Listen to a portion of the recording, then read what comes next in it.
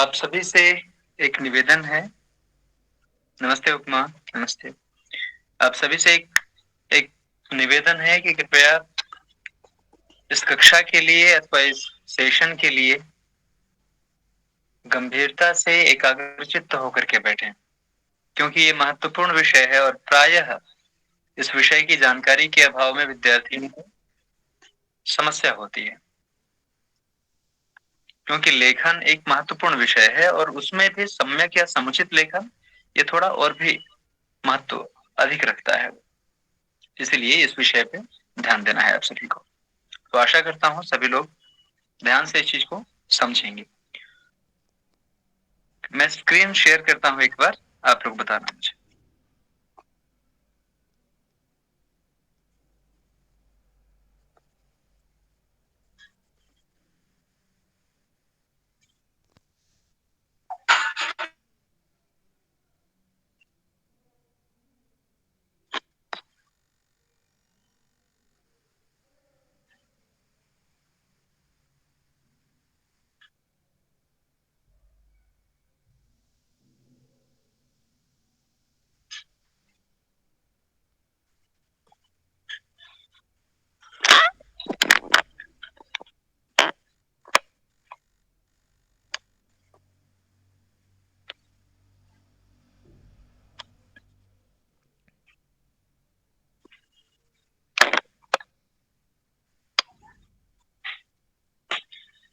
आप सभी स्क्रीन देख पा रहे हैं?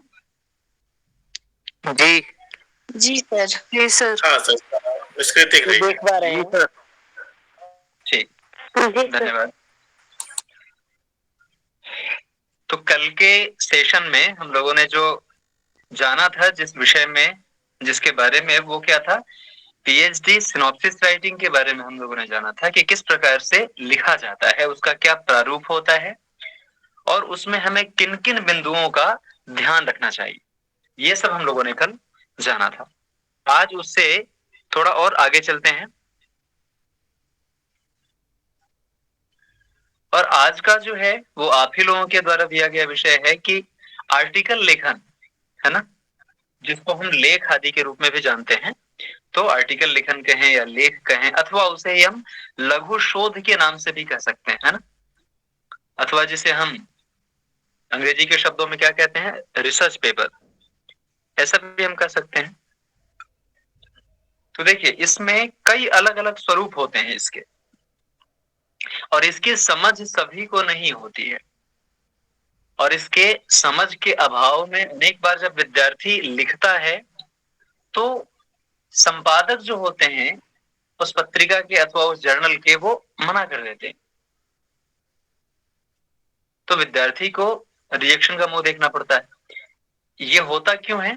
उसमें कहीं ना कहीं आभ्यंतर रूप से कोई ना कोई ऐसी त्रुटि रह जाती है उस विषय के निरूपण में अथवा उस विषय के संपादन में, जिसकी वजह से या जिसके हेतु से, जिसके कारण से कि रिजेक्ट हो जाता है वो। और ये सबसे मुश्किल कार्य होता है। मैं आपको यदि बताऊं तो ये सबसे मुश्किल कार्य होता है। क्या? लिखना मुश्किल नहीं है, लिख लेंगे आप, लेकिन इसे यूजीसी से अप्रूव्ड जितने भी पत्रिकाएं हैं, जितने भी जर्नल्स हैं, उन सभी में से प्रकाशित करवाना बड़ा मुश्किल होता है। और मुश्किल इसलिए भी होता है क्योंकि वहां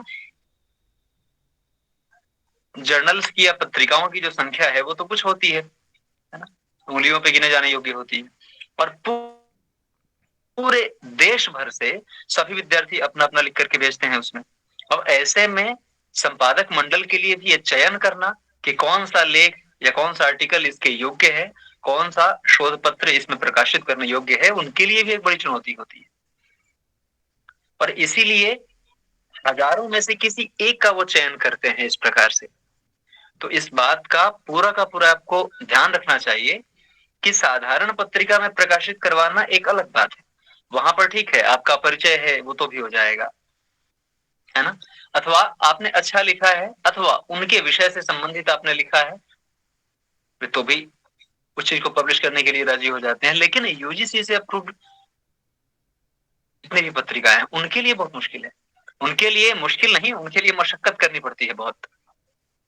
पूरी तैयारी के साथ देंगे तब जाकर के वहां पे वो चीजें प्रकाशित हो पाती हैं। अब आते हैं सबसे पहले इसके प्रयोजन को, है ना, इसके लाभ को पहले हम देख लेते हैं, ताकि आप लोगों की एक दृष्टि बन जाएगी कि इससे लाभ हमें क्या होने वाला है, हम किस लिए इस विषय पे विमर्श हम अभी कर रहे हैं। इसके पीछे हेतु ये है या लाभ ये है, देखो, जब भी कभी आप यूजीसी से अप्रूव्ड किसी भी पत्रिका में, किसी भी जर्नल में यदि आप अपना कोई भी शोध देते हैं और यदि वो प्रकाशित हो जाता है, तो इसका सबसे पहला लाभ कि जब आप जॉब के लिए कहीं पर भी जाते हैं तो सबसे पहले आपको दी जाती है वहां प्राथमिकता। मान लो कि 10 विद्यार्थी हैं, 10 विद्यार्थी किसी भी जॉब के लिए गए हैं, वो आप सोच लीजिए कि असिस्टेंट प्रोफेसर के लिए ही हैं, और आप में से बहुत सारे विद्यार्थी ऐसे हैं जो कि उत्तीर्ण हो गए हैं, 10 विद्यार्थियों की संख्या है और वहां पे 2 ही केवल सीट्स हैं। अब ऐसे में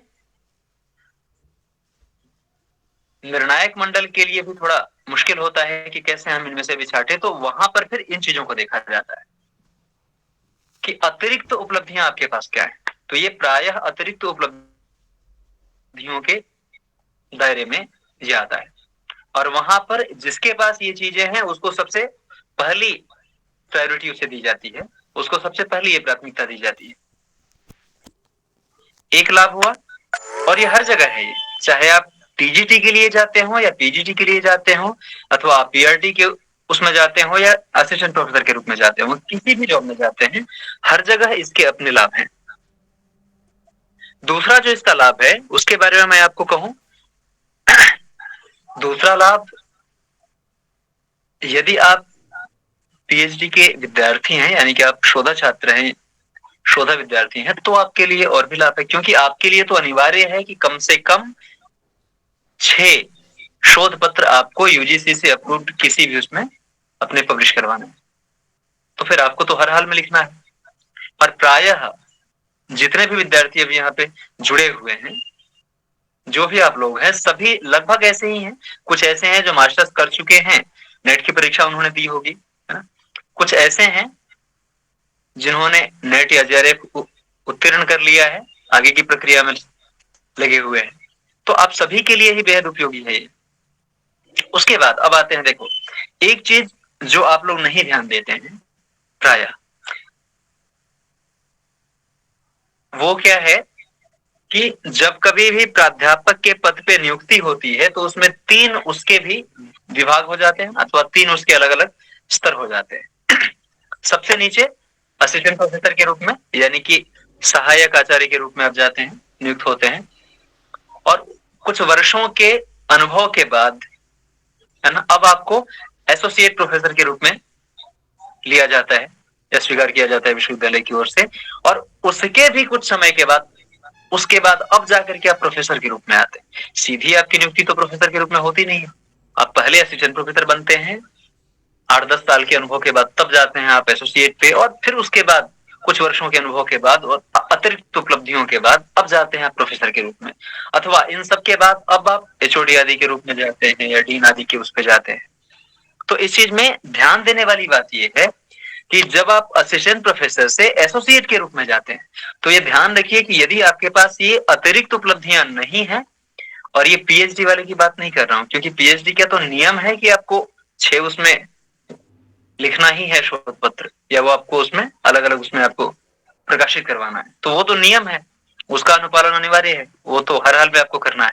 लेकिन उससे अतिरिक्त यदि आपके शोध पत्र नहीं है पब्लिश्ड, नहीं यदि प्रकाशित है, तो आप जीवन भर असिस्टेंट प्रोफेसर के रूप में रह जाएंगे। आप किसी परिचय से आगे बढ़ जाएं वो एक अलग बात है, अपने अच्छे व्यवहार की बदौलत आप आगे बढ़ जाएं वो एक अलग बात है, लेकिन विधिवत जो है वो ये चीज उसमें मायने रखती है।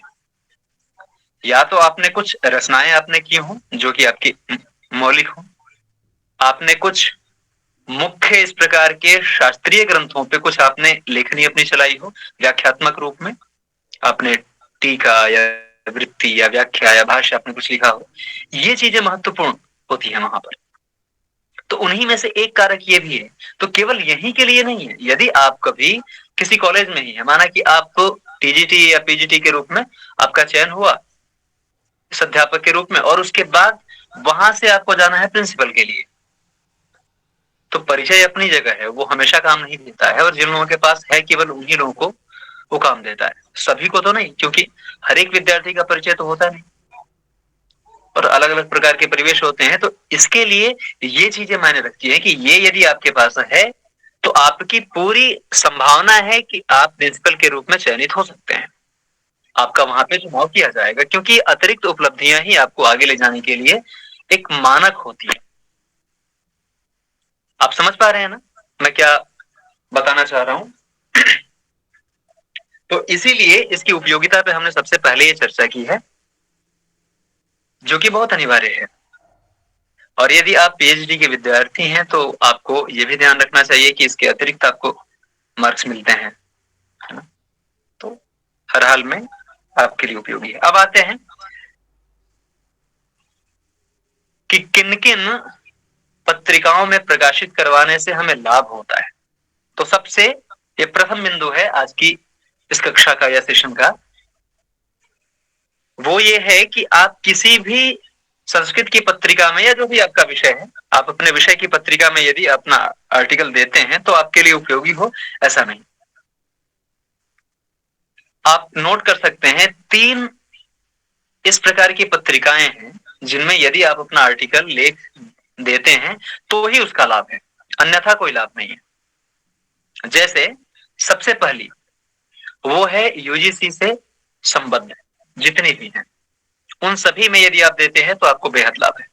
दूसरी, नोट कर लीजिए आप लोग, दूसरी है संस्कृत अकादमी से जितनी भी पत्रिकाएं आती हैं, जो जो निकलती हैं वहां से, जैसे उत्तर प्रदेश संस्कृत अकादमी है, हम सभी संस्कृत वाले हैं इसलिए मैं इसकी ही चर्चा कर रहा हूं, वरना अपने अपने विषय में आप देख सकते हैं, आप हिंदी के हों या अलग अलग भाषा के तो आप देख सकते हैं अपने अपने विषय में। तो उत्तर प्रदेश संस्कृत अकादमी है, दिल्ली संस्कृत अकादमी है, हरियाणा संस्कृत अकादमी है, ऐसे ही अलग अलग आप जिस किसी भी राज्य के निवासी हैं वहां पर है।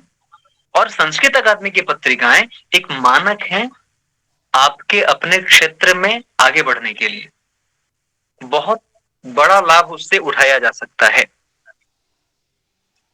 क्योंकि यूजीसी से अप्रूव्ड में जितने प्रयोजन या जितने लाभ आपके अंतर्निहित होते हैं उतने ही संस्कृत अकादमी की पत्रिकाओं में यदि आपके आर्टिकल वहां जाते हैं और वहां यदि स्वीकृत होते हैं या प्रकाशित होते हैं तो उसमें भी आपको बेहद लाभ होता है। तो दो तो आप समझ गए, एक यूजीसी से संबद्ध है ना, विश्वविद्यालय अनुदान आयोग से संबंध उससे संबंधित। दूसरी पत्रिकाएं कौन सी हैं? संस्कृत अकादमी से संबंधित। अब आते हैं जो तीसरा है क्षेत्र पत्रिकाओं का, वो क्या है?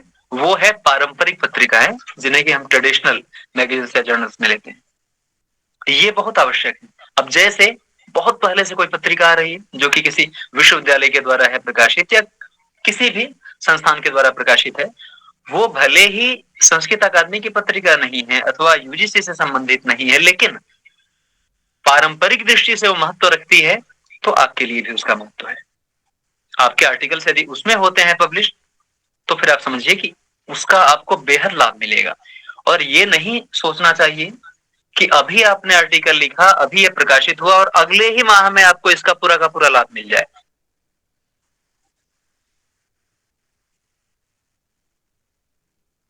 क्या हुआ, मेरी आवाज जा रही है सभी तक? यस सर, आ रही है जी, आ हाँ रही सर, आवाज आ रही है। ठीक है, ठीक। सर कल की कक्षा का लिंक नहीं मिला था तो ज्वाइन नहीं कर पाए थे। अच्छा कोई बात नहीं, आप आज वाले को आप समझिए, एक कल वाला भी पूरा हो जाएगा इसमें। तो उसके नोट्स अगर कहीं मिल जाते सर। ठीक है, अभी आप देखिए इसको, वो भी हो जाएगा। हो जाएगा, आप उसके लिए चिंता ना करें, मैं उपलब्ध करवा दूंगा। अब देखिए, तो ये 3 प्रकार की ये पत्रिकाएं हुई ना। अब देखो एक चीज और है, इन तीनों से हट करके एक और खास है प्रकार, वो क्या है? कुछ विद्वत सभाएं हैं, ध्यान देना मेरे शब्दों पे, विद्वत सभा अथवा कुछ इस प्रकार की संगोष्ठियां हैं जो कि पारंपरिक के अंतर्गत ही आती हैं, इसलिए मैं अलग से इसका परिगणन नहीं कर रहा हूं, पारंपरिक में ही है। अब जैसे उज्जैन की महासभा होती है पूरे वर्ष में एक बार, और 3 वर्ष में एक बार विशिष्ट रूप में आयोजित होती है, ऐसे ही काशी विद्वत मंडल है। इसी प्रकार दक्षिण में जैसे कि तिरुपति है, वहां पर कुछ इस प्रकार के पारंपरिक संस्थान भी हम उसे नहीं कह सकते हैं, लेकिन ये है कि पारंपरिक कुछ इस प्रकार की सभाएं हैं अथवा संगोष्ठियां हैं जो कि लगभग प्रतिवर्ष आयोजित होती हैं, अथवा 2 वर्ष के अंतराल पर या 3 वर्ष के अंतराल पर। तो उनमें क्या होता है कि एक पूरी की पूरी बुक उसमें प्रकाशित होती है। वो लोग अपनी ओर से कुछ विषय आपको देते हैं कि हाँ, इन विषयों पे आपको अपना शोध लिख करके वहां जमा करना है। एक उसमें दिनांक भी दिया होता है कि इतने इतने दिनांक के अंतर्गत आपको जमा कर देना है, उससे पहले तक। इसका बड़ा लाभ होता है। तो एक कुल मिलाकर के 4 हो गए ना। आप चाहें तो इन चीजों को नोट करके रख सकते हैं, ये बेहद उपयोगी है आपके लिए। और अभी से यदि आप नहीं ध्यान देंगे तो आप ये सोचें कि नहीं, पहले हम असिस्टेंट प्रोफेसर बन जाते हैं, पहले हमारी नियुक्ति हो जाती है, उसके बाद देखेंगे इन चीजों पे, तो फिर आप देखते रह जाएंगे, फिर ये चीजें कभी भी नहीं हो पाएंगी पूरी। इसलिए अभी आप यदि करना चाहें तो अभी ये चीजें पूरी हो जाएंगी, उसके बाद आप नहीं कर पाएंगे। ये मैं कहता हूं क्यों? इसलिए क्योंकि जब तक आप एक विद्यार्थी के रूप में है ना, तब तक आप अपने विषय से गहनता से जुड़े हुए होते हैं। और जब आप एक विद्यार्थी नहीं रह जाते हैं, अध्यापन के उसमें आ जाते हैं, तो उत्तरदायित्व तो इतने सारे आते हैं कि चाह करके भी आप अपने लिए समय नहीं निकाल पाएंगे। तो इसीलिए आप कल पे न टालें। मास्टर्स कर रहे हैं ना आप, कोई बात नहीं, यूजीसी की आप तैयारी कर रहे हैं, आप उस समय में भी लिखना चाहें तो आप लिख सकते हैं, है ना। थोड़ा थोड़ा समय निकाल करके आप इसके लिए प्रयास किया कीजिए। आप पीएचडी कर रहे हैं तो ये नहीं कि केवल 6 जो मुझे लिखना है बस यही मुझे खाना पूर्ति करनी है, इतना ही नहीं, अपनी ओर से अतिरिक्त भी आप लिखिए। वो आपका अपना एक कौशल विकसित होता है जिसका मतलब अप्रतिहत उसका लाभ है। तो समझे ना। और अभी मैं इन सभी पत्रिकाओं के बारे में आप लोगों को बताऊंगा, और कुछ वेबसाइट्स हैं यूजीसी की ओर से ही जो शायद आप में से कुछ लोग उन्हें जानते होंगे, उन साइट्स के बारे में कुछ विद्यार्थी नहीं भी जानते होंगे, तो मैं उसके बारे में भी अभी आपको बताऊंगा। आपने बताया है उज्जैन की महासभा, काशी की विद्वत मंडल, उसके बाद चौथा क्या बताया है आपने? मैंने और मैंने तिरुपति का नाम दिया। विश्वविद्यालयों की पत्रिकाओं में ये चौथा, मतलब सर ने तीसरा बताया, चौथा तिरुपति। हाँ भाई, वो तो स्थान के रूप में हो गया। विश्वविद्यालय से जो भी इस प्रकार की पारंपरिक वो आती है, वो सब काफी उपयोगिता रखती हैं आपके लिए, और इसके बेहद उपयोग हैं, बहुत लाभ है इसके।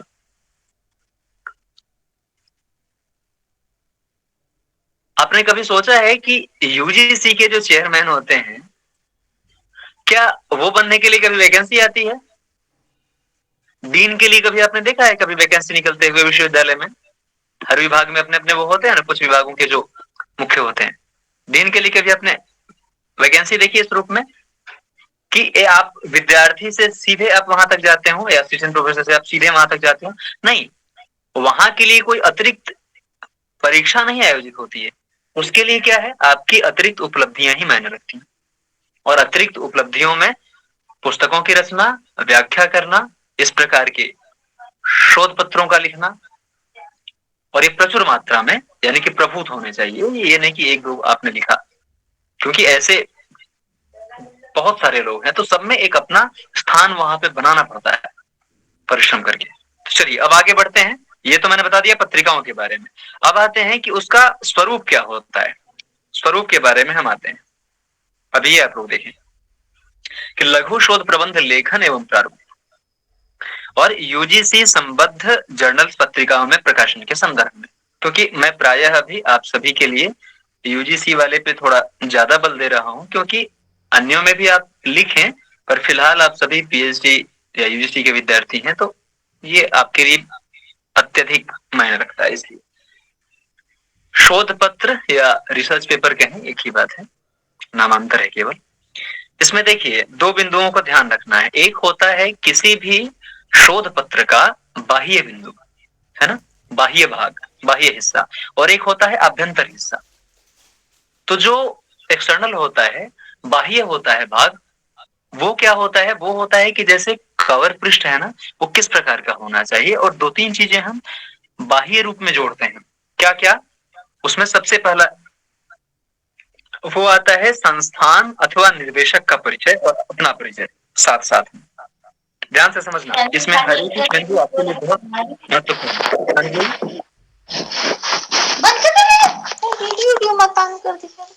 म्यूट रखो आप। वंदना, शायद आप अनम्यूट हैं, म्यूट कर लीजिए। आप सभी इस चीज का ध्यान रखेंगे तो अच्छा रहेगा, किसी को भी दिक्कत नहीं। हाँ, तो सबसे पहली चीज, जैसे कोई भी हम बुक लिखते हैं ना, तो बुक के सबसे कवर पेज को जैसे ही हम पलटते हैं तो उसके बाद जो आता है सबसे मुख्य, वहां पर क्या होता है? प्रायः पुस्तकों में तो ये होता है कि पब्लिकेशन का होता है दिया हुआ, है ना, एक प्रकाशक का नाम होता है, लेखक का नाम होता है, और ऊपर उस पुस्तक का नाम होता है। यही होता है हर एक पुस्तक में, आप सभी जानते हैं। इसी प्रकार शोध पत्र के भी बाह्य उसमें सबसे पहले यही लिखा जाता है, क्या? संस्थान का निर्देश। आप जिस किसी भी विश्वविद्यालय या उसके जिस विभाग से आप जुड़े हैं, जिस किसी भी संस्था से आप जुड़े हैं, उसका नाम देंगे आप। यदि आप पीएचडी से संबंधित उसमें कर रहे हैं तो स्वाभाविक है कि आपके कोई गाइड होंगे, है ना, आपके अपने निर्देशक होंगे, प्राध्यापक होंगे, तो उनका नाम वहां। और उसके बाद जो शोधा छात्र है, शोधा विद्यार्थी है, वो अपना वहां पे परिचय देता है, जो किस विश्वविद्यालय से संबंधित है और किस किस विषय से संबंधित है, ये सारा लिखता है वो। और सबसे ऊपर अपने शोध विषय का वो दिया हुआ होता है। तो समझ गए? सबसे जो पहला जो पेज होता है वो किससे संबंधित होता है? संस्थान, निर्देशक, है ना, और शोधा विद्यार्थी, इन सभी के परिचय के रूप में होता है सबसे पहला पृष्ठ। दूसरा पृष्ठ अब आते हैं, उसके बाद आभारोक्ति होती है, अथवा जिसे हम दूसरे शब्दों में कहें तो धन्यवाद का ज्ञापन होता है। मतलब उसमें यदि आपको किसी पब्लिकेशन ने सहायता की है अपनी ओर से कुछ पुस्तकें उपलब्ध करा के, अथवा यदि किसी विशेष पुस्तकालय का आपको लाभ मिला है, अथवा किसी विद्वान से आपने बैठ करके बातचीत की है, विमर्श किया है, उनसे आपने कुछ प्रश्न पूछा है अपने विषय पर, उन्होंने आपको उत्तर दिया है या समझाया है ना, तो ये चीज है जिसे हम साक्षात्कार प्रविधि के रूप में भी जानते हैं। तो ये बिंदु है। इन सभी के प्रति क्या होता है? वहां पर धन्यवाद ज्ञापन करना होता है। तो एक पृष्ठ इसका होता है जिसमें आप सभी के प्रति अपनी अपनी ओर से आप धन्यवाद या कृतज्ञता आप अर्पित करते हैं। तो समझ गए? दूसरा पेज क्या होता है? दूसरा ये पेज है। इसके बाद तीसरे पृष्ठ पे आते हैं। तीसरा पृष्ठ क्या होता है? वो होता है विषयानुक्रमणिका के बारे में। जो भी विद्यार्थी नए इसमें अभी जुड़ रहे हैं, यानी कि विलंब से जो जुड़ रहे हैं, उन सभी से निवेदन है कि आप आधे घंटे तो मिस कर चुके हैं लगभग।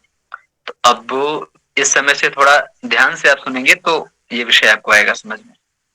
तो इसलिए परेशान ना हो, समझें, सुने, कुछ समय में फिर आने लगेगा समझ में वो। तीसरा जो होता है पृष्ठ, वो क्या होता है? विषयानुक्रमणिका का। अब कोई भी जैसे बुक है, जब हम बुक को खोलते हैं तो उसे खोलते ही क्या होता है? आगे आने वाले जितने भी विषय हैं उस ग्रंथ में, उस पुस्तक में, उन सभी के बारे में एक विषय सूची वहां पे दी गई होती है, जिसमें कि अध्याय के क्रम से या जिस क्रम से उस पुस्तक का विभाजन होता है, वर्गीकरण होता है, वो क्रम वहां पर हमें दिखलाई पड़ता है।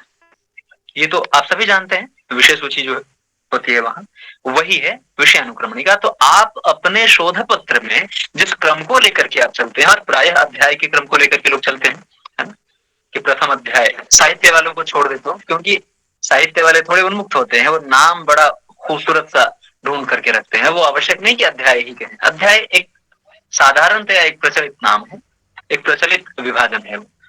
तो प्रथम अध्याय या द्वितीय अध्याय ऐसे ही तृतीय, चतुर्थ, पंचम, इस प्रकार से लिखते हैं। तो यही क्या होता है? विषय अनुक्रमणिका के रूप में, जहां हेडिंग, सब हेडिंग और सामने सामने वो पृष्ठ संख्या, वो पेज नंबर, कि किस पेज से लेकर के किस पेज तक इस विषय का उल्लेख आता है। आगे पुस्तक में, यानी कि आपके शोध पत्र में इसका होता है। जो आपको भेजना होता है वहां, उसके बारे में बात कर रहा हूं, और एक एक चरण करके हम लोग बातचीत कर रहे हैं कि किस प्रकार आप अपना लघु शोध या रिसर्च पेपर आप तैयार करते हैं यूजीसी को भेजने के लिए। यूजीसी यानी कि यूजीसी को नहीं, उस जर्नल या पत्रिका से संबंधित संपादक मंडल को भेजने के लिए, उसके लिए। तो समझ गए, ये तीन जो है ना, ये बाह्य बिंदु हैं। इसका आपके शोध पत्र से सीधे तौर पे कोई लेना देना नहीं है, ये एक बाहरी रख रखाव है, बाह्य संरचना है। अब आते हैं आभ्यंतर बिंदु पे। आभ्यंतर बिंदुओं में सर्वप्रथम जो बिंदु है वो है क्या? भूमिका या प्रस्तावना। उसे हम भूमिका या प्रस्तावना के रूप में हम उसे रख सकते हैं या कह सकते हैं। इसे आप लोग खूब अच्छे प्रकार से समझना। आप सबसे ज्यादा मुख्य यही बिंदु है जो कि समझने योग्य है। ये यदि आपने समझ लिया तो आपको रिसर्च पेपर लिखने में किसी भी प्रकार की दिक्कत नहीं होगी। और दिक्कत ही नहीं, आपके इस क्रम से लिखे जाने के बाद वो निषिद्ध नहीं होगा, अस्वीकृत नहीं होगा वो कहीं पर भी, क्योंकि ये क्रम जो है ये यूजीसी का अपना है। उनकी ओर से ही आप कभी देखेंगे तो 2020 में उनसे ये प्रश्न पूछा गया था किसी पत्रकार के द्वारा, तो उसके बाद उन्होंने इस विषय पे एक अपना नोटिस भी उन्होंने जारी किया था, जिसमें एक एक क्रम से तो नहीं लेकिन एक मोटे तौर पे उन्होंने इस बात को समझाया है। तो आप चाहें तो वहां पर भी जाकर के देख सकते हैं। मैंने उसी के आधार पे ये प्रारूप मैंने आपके लिए तैयार किया है जो उन्होंने उसमें बताया हुआ है। अब आते हैं सबसे पहले भूमिका या प्रस्तावना। इसमें क्या करना है? इसमें लगभग 5-6 बिंदुओं का आपको ध्यान रखना है। किन किन बिंदुओं का? ये आप देखें जो नीचे इसमें लिखे हुए हैं। सर्वप्रथम बिंदु है मौलिक शोध विषय का चयन। आपको सबसे पहले किस बात का ध्यान रखना है कि आपका जो शोध विषय है ना, जो शीर्षक आप रख रहे हैं अथवा जो शोध का क्षेत्र है वो मौलिक होना चाहिए। मौलिक मतलब आप सभी समझते हैं, निज होना चाहिए, है ना, अपना, व्यक्तिगत, अपनी उपज होनी चाहिए। वो किसी का अनुकरण नहीं होना चाहिए। वो भले ही आपने शीर्षक को अपनी शब्दावली में बदल लिया हो, लेकिन शोधक क्षेत्र तो वही रह जाएगा ना, वो तो आप नहीं परिवर्तित करेंगे। तो इसीलिए सबसे जो पहली चीज वहां पर जो देखते हैं सभी के सभी संपादक, सह संपादक या संपादक सभी, क्योंकि देखो कोई भी शोध पत्र जब आप भेजते हैं किसी भी जर्नल में तो सबसे पहले वो संपादक मंडल के हाथ में लगता है, सबसे पहले वो सह संपादक मंडल के पास जाता है। 2 प्रकार के मंडल होते हैं, संपादक मंडल और दूसरा होता है सह संपादक मंडल। सह संपादक मंडल जो है वो वहीं से उसे खारिज कर देता है यदि आपका उपयुक्त नहीं है। यदि उन्हें जरा सा भी अंदेशा होता है कि आपने कहीं से भी अनुकरण किया है तो वहीं से ही उस चीज को क्या कर देते हैं? मना कर देते हैं, इनकार कर देते हैं। तो इसलिए ध्यान रखना है कि शोध विषय जो है वो अथवा उसका जो क्षेत्र है वो आपका मौलिक होना चाहिए, वो ध्यान रखना है। दूसरी चीज, शोध प्रविधि अथवा कार्य प्रणाली। ये प्रस्तावना में लिखना नहीं होता है। देखो ध्यान से, ये लिखने की आवश्यकता नहीं है, ये समझना है कि लिखते समय इन बिंदुओं का हम ध्यान रखें ताकि किसी भी प्रकार से कोई भूल ना होने पाए। तो शोध प्रविधि क्या है? आप किन किन शोध प्रविधियों का वहां पर आप प्रयोग करने जा रहे हैं ये आपको ध्यान रखना है। ये नहीं कि आपका मन किया और बस आपने लिख दिया, ऐसा नहीं कि विषय का निरूपण आपको लगता है कि आपको इस विषय की बहुत अच्छी समझ है तो आप जिस रूप में भी लिखेंगे उस रूप में वो स्वीकृत हो जाएगा, नहीं, ऐसा नहीं होता है। कुछ जर्नल्स के भी अपने मानक हैं, उसके भी कुछ अपने मानदंड हैं। उनका यदि आप अनुपालन करते हैं तो वहां पर प्रकाशित करेंगे, नहीं आप मानते हैं उन मानकों को तो फिर अस्वीकृत हो जाएगा आपका लेख। इसलिए ध्यान रखना है कि शोध प्रविधि में आप किस प्रकार की प्रविधि को अपनाते हैं और वो बिल्कुल उसमें स्पष्ट होना चाहिए, लिख करके नहीं। आप जब प्रस्तावना को लिखें तो उसमें बिल्कुल स्पष्ट हो जाए कि आप पहले विवरण दे रहे हैं या आप विश्लेषण कर रहे हैं आप किसी विषय का, या उसमें आप विवेचना कर रहे हैं, या अथवा आप साक्षात्कार प्रविधि का प्रयोग कर रहे हैं या पुस्तकालय प्रविधि का प्रयोग कर रहे हैं। जिस किसी भी प्रकार की विधि का प्रयोग करते हैं वो साफ सुथरी झलकनी चाहिए उसमें, आपके लेखन में।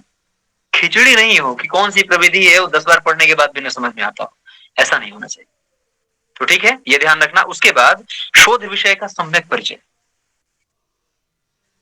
क्योंकि प्रस्तावना ही सबसे वो भाग है जो सबसे पहले किसी भी संपादक को प्रभावित करती है।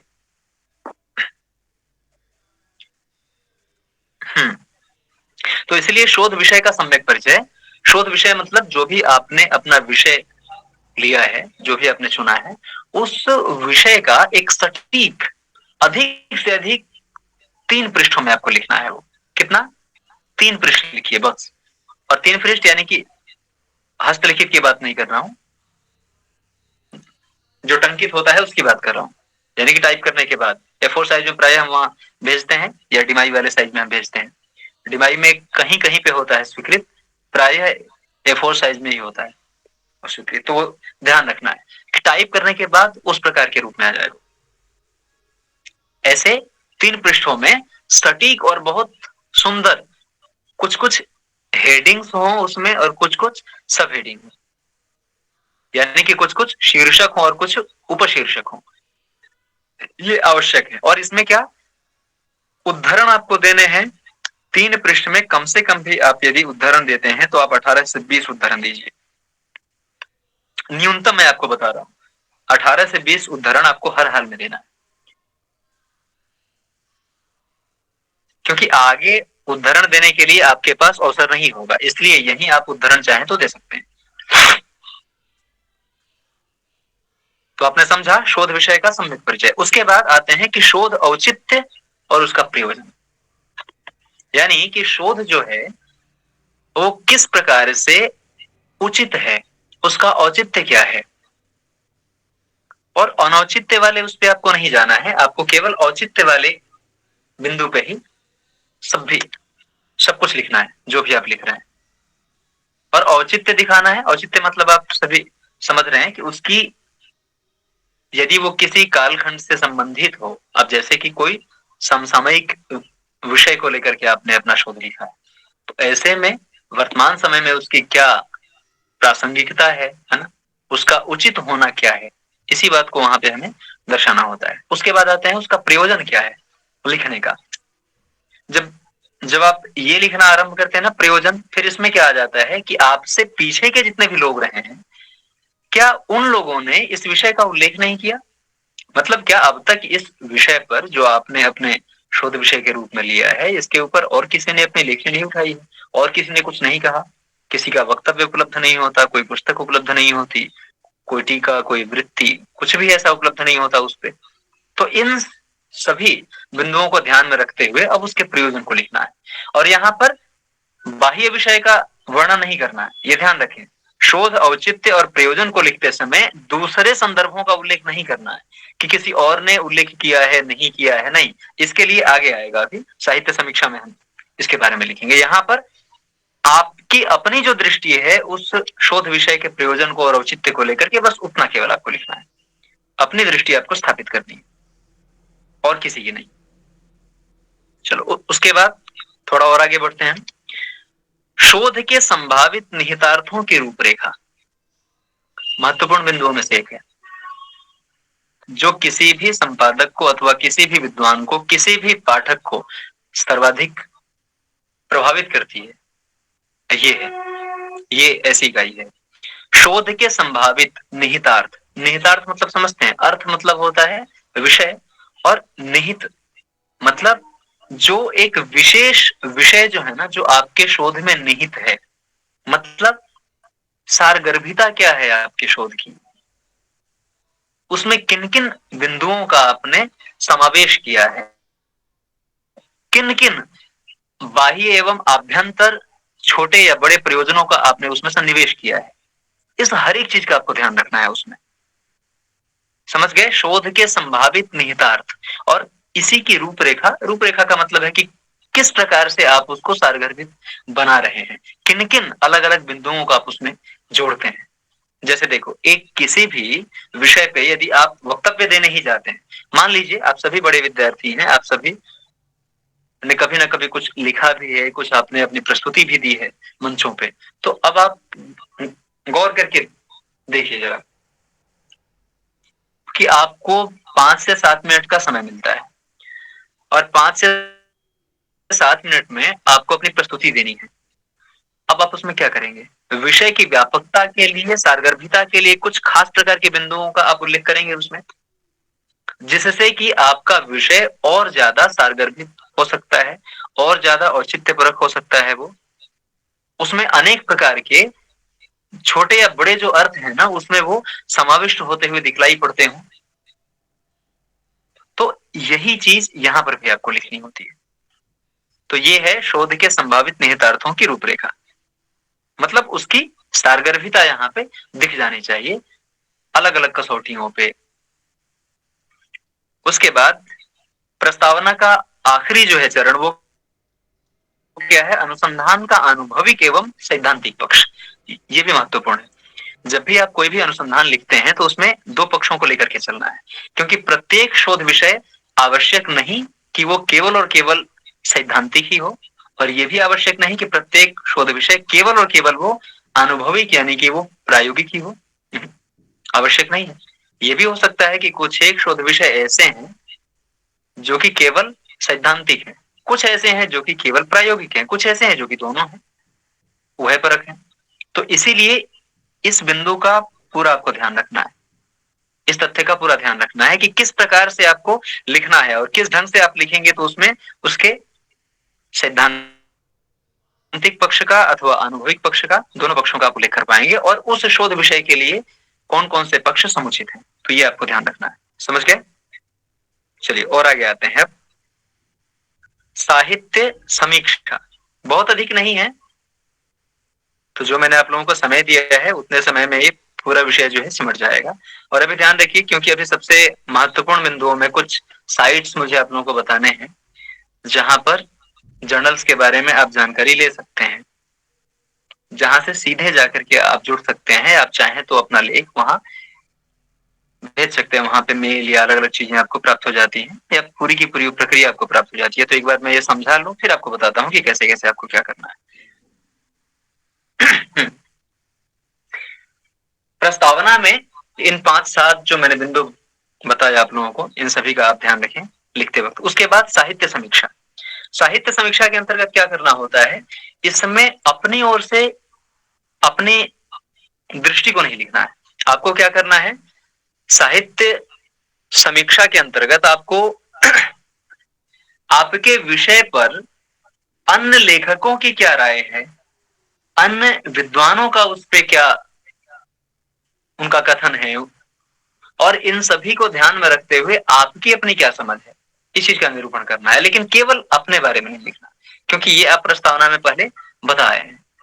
तो साहित्य समीक्षा में यही है कि अब इसको व्यापकता आपको देनी है, और इसीलिए अपने विषय से संबंधित ए से लेकर के जेड तक जितने भी विद्वानों ने अलग अलग क्षेत्रों से संबंधित हों, जैसे भी हों, जो जो भी उन लोगों ने कहा है, उन सभी के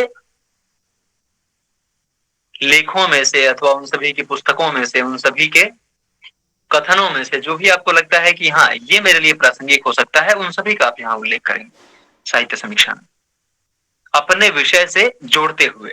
और ये मीमांसा या ये विवेचना करते हुए कि किनका कथन आपके शोध विषय से किस प्रकार से जुड़ता है, और क्या अनुचित रखता है, क्या औचित्य रखता है, और प्रायः औचित्य की ही बात करें उसमें।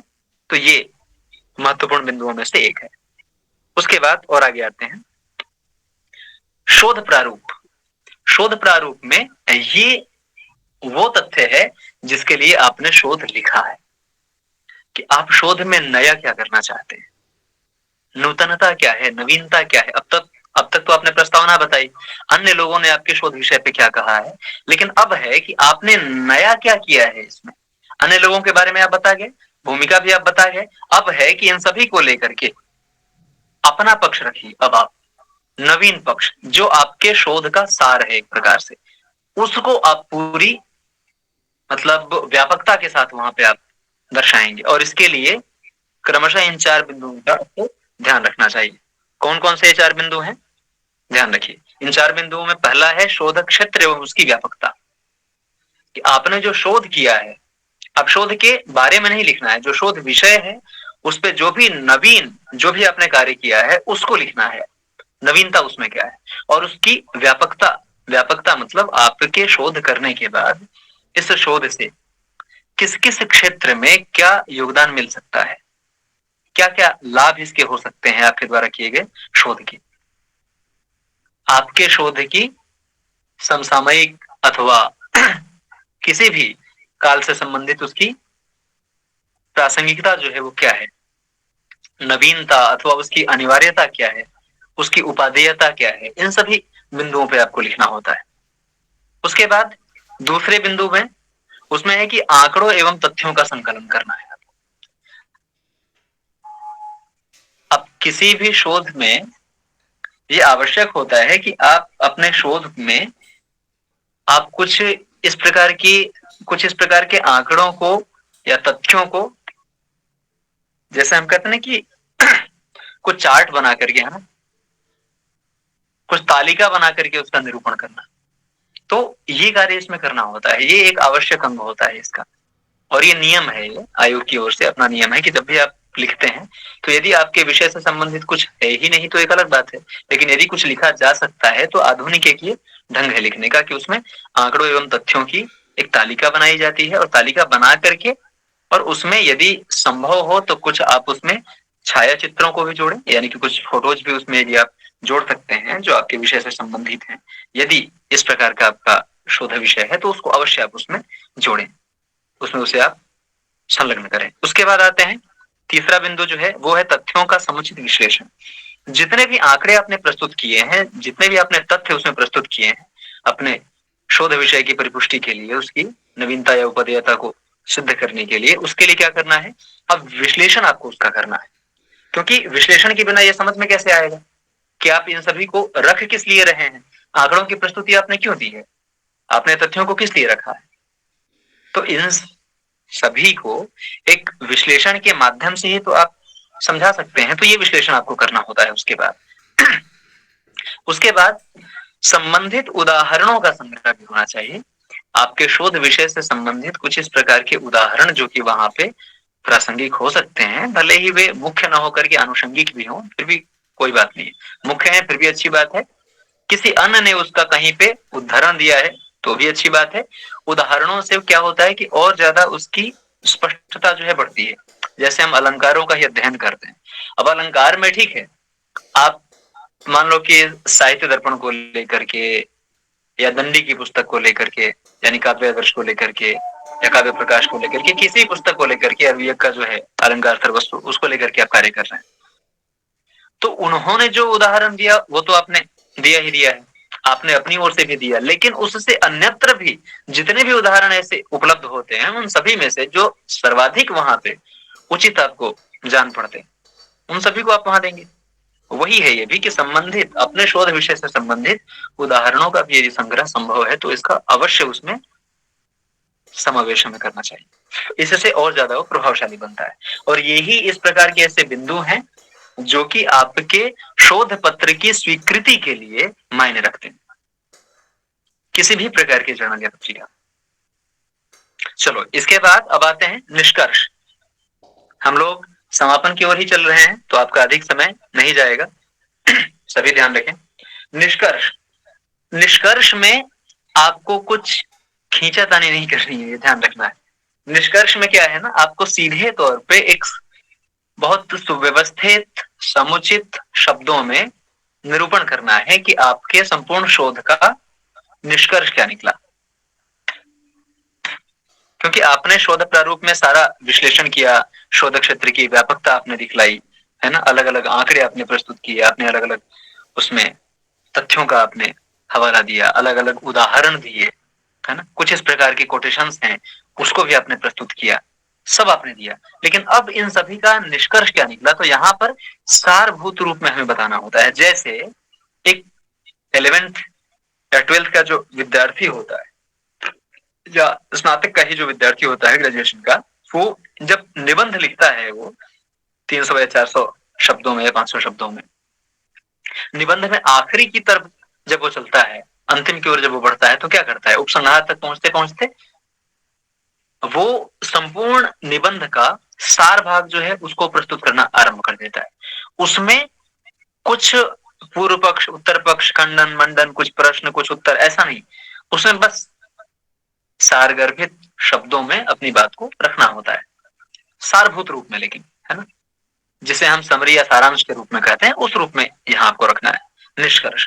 और निष्कर्ष ऐसा होना चाहिए ना जो कि बहुत अधिक प्रभावशाली हो, कि किसी ने यदि पूरा आपका आर्टिकल नहीं भी पढ़ा है, निष्कर्ष को भी यदि वो पढ़े, तो आर्टिकल पढ़ने पे विवश हो जाए, वो मजबूर हो जाए कि जिसका निष्कर्ष इतना सुंदर हो सकता है, वो आर्टिकल अवश्य ही वो पढ़ने योग्य है।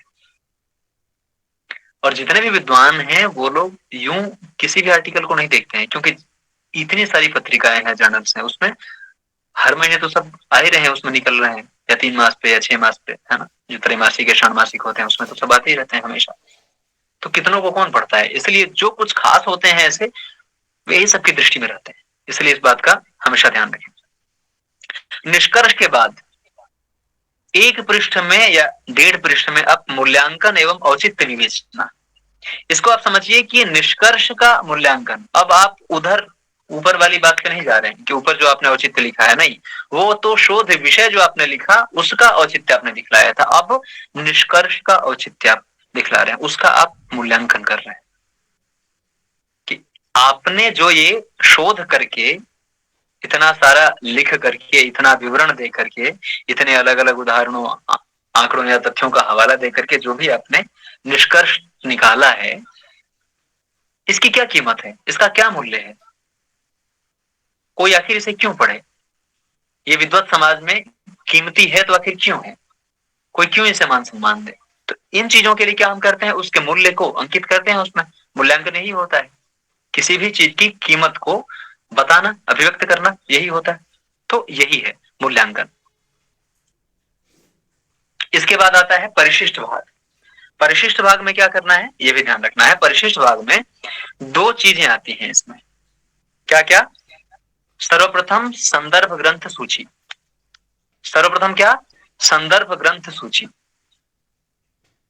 संदर्भ ग्रंथ सूची में क्या होता है, आप सभी जानते हैं, जितने भी पुस्तकों का उदाहरण आपने वहां पे प्रस्तुत किया होगा, तो उन सभी के बारे में वहां पर आप बताएंगे कि इस पुस्तक के इस भाग से जो भी, मतलब आपने अपने पेज पे जो 1 2 3 4 करके या क ख ग घ ऐसा या ABCD करके जो भी आपने वहां पे उदाहरण दिया है, तो किस पुस्तक से है, उसके किस भाग से है, किस वॉल्यूम से है, ये सब आप वहां पर दर्शाते हैं। और इसमें भी प्रकाशन और लेखक का होना अनिवार्य है, इसका उदाहरण अवश्य होना चाहिए कि यहाँ से प्रकाशित है। हालांकि सर्वत्र आवश्यक नहीं होता है, पर प्रायः इसकी आवश्यकता होती है शोध पत्र में, तो ये ध्यान रखना है। इसके बाद संकेताक्षर सूची। आपने कुछ कहा?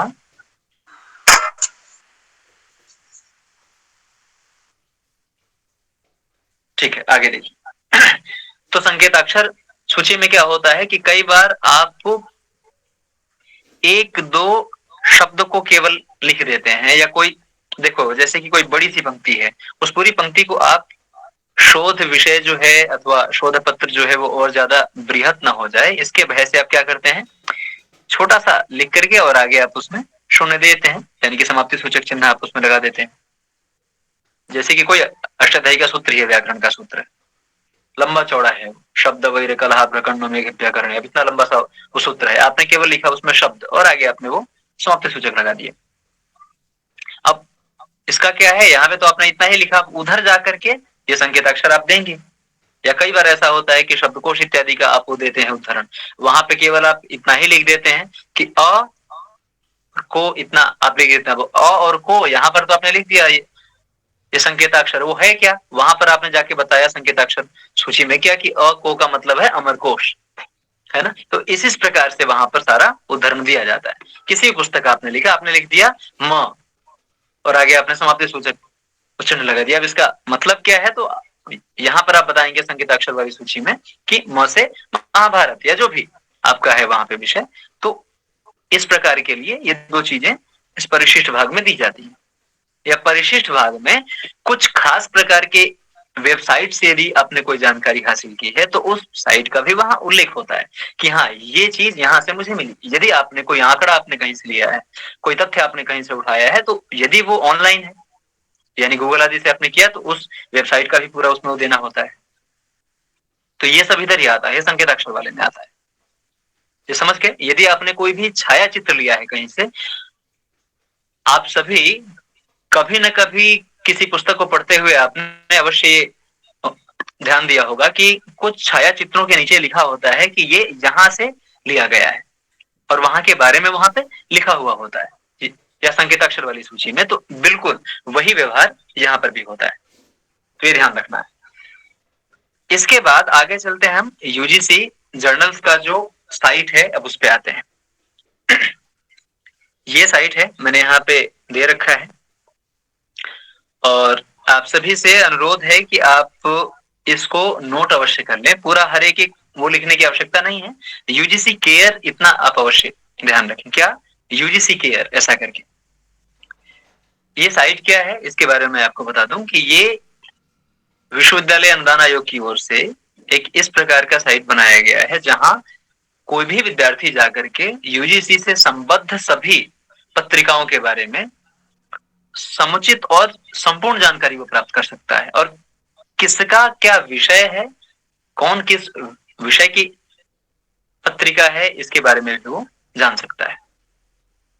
और वहां पे कुछ संपर्क सूत्र भी दिए होते हैं, जैसे कि मेल आईडी होती है या कई बार उसमें फोन नंबर होता है, तो इस प्रकार की चीजें होती हैं उसमें या व्हाट्सएप नंबर होता है, अलग अलग चीजें होती हैं उसमें। तो इससे बड़ा लाभ होता है। तो साइट पे जाने से पहले दो चार बातें और हैं जो कि बहुत महत्वपूर्ण है। अब देखो, लघु शोध का एक तो मैंने आपको ये रूप बताया या रिसर्च पेपर लिखने का। इसमें ये जो मैंने आपको बताया है ये एक प्रचलित रूप है इसका, लेकिन अब ध्यान रखना है कि प्रत्येक जर्नल या प्रत्येक पत्रिका एक ही प्रकार के शोध प्रारूप को स्वीकृत नहीं करती है। आपने क्या समझा? कोई भी पत्रिका या कोई भी जर्नल यूजीसी से संबंधित जो है वो एक ही प्रकार के फॉर्मेट को, एक ही प्रकार की रूपरेखा को या एक ही प्रकार के प्रारूप को स्वीकार नहीं करता है। हर जर्नल में अपना अपना होता है। अब जैसे आभ्यंतर वाला जो हम लोगों ने अभी ये देखा था कि बाह्य बिंदु लिखना, इसमें संस्थान, निर्देशक और शोध विद्यार्थी का परिचय अथवा आभारोक्ति और धन्यवाद ज्ञापन ये सब लिखना, या फिर इसी प्रकार से विषय अनुक्रमणिका ये सब। तो ये पता है, ये कुछ इस प्रकार के भी जर्नल्स हैं जहां पे ये आवश्यक नहीं होता है। तो वहां केवल और केवल प्रस्तावना से ही लिखना होता है और एक पृष्ठ में साधारणतः अपनी जानकारी उसमें दे देनी होती है कि आपने जो लिखा है वो कहां से लिखा है, किसके उससे लिखा है। तो एक पृष्ठ में उसकी जानकारी देनी होती है, बाकी की कुछ आवश्यकता नहीं होती। वो लोग अपने ढंग से उसे मैनेज करते हैं। तो कुछ इस प्रकार के भी जर्नल्स हैं जहां पर इसकी आवश्यकता नहीं पड़ती है और कुछ ऐसे भी हैं और कुछ नहीं, प्रायः ऐसे ही है जहां पे इसकी आवश्यकता हर हाल में ये लिखना ही पड़ता है, इसके बिना कोई उपाय नहीं रह जाता वहां। तो ये आपको ध्यान रखना चाहिए। तो समझ गए? इस बात का हमेशा आप ध्यान रखें कि शोध पत्र का प्रारूप जानना, लिखने की प्रक्रिया को जानना केवल इतना ही आपके लिए महत्वपूर्ण नहीं है। महत्वपूर्ण ये भी है कि जिस जर्नल में या जिस पत्रिका में आप भेजने जा रहे हैं उस पत्रिका में किस प्रकार के प्रारूप को मान्य माना गया है या मानक के रूप में रखा है, उन्होंने किन किन बिंदुओं का उल्लेख किया। और ये आप कैसे जानेंगे कि किस पत्रिका में किस प्रकार का प्रारूप होता है? देखो, जब भी कभी आप जिस जर्नल में आप प्रकाशित करने वाले हो उस जर्नल को पहले आप उठाइए। वो जर्नल आपको ऑनलाइन भी मिल जाएगा यूजीसी के साइट से, या ऑनलाइन नहीं मिलता है तो आपको लाइब्रेरी में प्राय उपलब्ध हो जाएगा। अपने विश्वविद्यालय की लाइब्रेरी में जाकर के वहां ढूंढेंगे तो ये मिल जाएगा। वहां जाकर के आप उसके कवर पेज पे देखेंगे कि कहीं ना कहीं सबसे आखिरी वाले पृष्ठ पे या सबसे शुरुआत में आरंभिक एकाध पृष्ठ में कहीं ना कहीं ये जानकारी दी होती है, छोटे से उसमें जानकारी दी होती है कि इसमें आने वाले जो शोध हैं, शोध पत्र हैं उनके लिए कुछ खास प्रकार के 4-5 बिंदु उसमें बताए गए होते हैं कि इतने ही पेजेज में होने चाहिए, और प्रायः ये 15 से लेकर के 25 पेजेज में लिखे जाते हैं, उससे न कम ज्यादा उसमें नहीं लिखे जाते। तो ध्यान रखना है कि 15 से लेकर के 25 पेजेज में ये लिखे जाते हैं। ध्यान रहेगा आप सभी को। वहां जाकर के आपको देखना है, और वहां न मिले तो दूसरा उपाय मैं बता रहा हूं, और नहीं तो बाद में आप लोग फिर इसके लिए भटकेंगे कि अरे इस जर्नल का तो कुछ अता पता ही नहीं है भैया, ये तो कुछ नहीं समझ में आ रहा है। तो ऐसा नहीं चलेगा। अभी जो बता रहा हूं इस हर एक चीज को या तो नोट कर लीजिए या ध्यान रखिए। आप जर्नल में संपादक मंडल का या सह संपादक मंडल का नंबर वहां पे दिया होता है, आप उन्हें फोन कीजिए। नहीं उठा रहे हैं, मेल कीजिए, मेल का रिप्लाई आता है, निश्चित तौर पे आता है। 2-4 दिनों में या 1 सप्ताह में रिप्लाई आ जाता है, या हो सकता है बहुत बार तो इंस्टेंट ही आ जाता है, आपने अभी किया और कल परसों में ही आ गया। वहां पर जाकर के आप लिखिए कि मैं इसके प्रारूप के विषय में जानना चाहता हूं कि किस प्रकार का शोधक प्रारूप यहाँ पर स्वीकृत होता है आपके जर्नल में। वो आपको वहां से सूचना दे देंगे, बताते हैं वे लोग, उनका वही कार्य ही है बताना, तो बताते हैं, और प्राय वहां पे लिखा ही होता है, तो इसके लिए परेशान होने वाली कोई बात नहीं। अब आते हैं कि जर्नल का या पत्रिका का निश्चय हम कैसे करें कि किस पत्रिका में हमें भेजना है। ये महत्वपूर्ण तथ्यों में से एक है। यदि आपने इसे नहीं ध्यान दिया और आपने यूजीसी से संबंधित किसी भी पत्रिका में आपने भेज दिया और किसी भी जर्नल में, तो भी आप मत समझिए कि आपका ये प्रकाशित हो जाएगा। तब तो और जल्दी अस्वीकृत होकर के आएगा, फिर तो आप बैठे रहिए वापस अपने उसके लिए, और कई बार सूचना भी नहीं मिलती है। हाँ, ये भी मैं आप लोगों के साथ में शेयर करूं कि ये आवश्यक नहीं कि आपको सूचित किया जाए कि ये अस्वीकृत हो चुका है, नहीं। स्वीकृत होगा तो सूचना मिल जाएगी मेल के माध्यम से, स्वीकृत नहीं होगा तो न सूचना मिलेगी, न जो आपने एक प्रति वहां पे भेजी है न वो प्रति आपको मिलेगी। इसलिए इस बात का हमेशा ध्यान रखें कि जब भी आप कोई प्रति वहां पर लिख करके भेज रहे हैं तो उसकी एक मूल हस्तलिखित प्रति अपने यहां पहले से रखें, और हस्तलिखित न कि टाइप की हुई प्रति अपने पास जो रखना है वो हस्तलिखित प्रति आप रखें, वो बहुत अनिवार्य है।